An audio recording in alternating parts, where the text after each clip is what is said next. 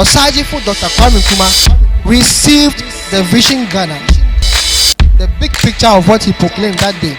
He said this country has its independence, but it is meaningless until the total liberation of Africa is achieved, political and economical. He said it big time, everybody heard it. But the details of that vision wasn't spelled out because at that time God had not given him that details. But the vision was birthed.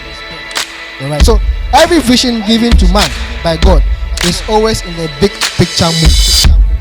So what God does not tell you immediately or show you is the details and the processes through which you have to pass, or the processes involved for you to achieve this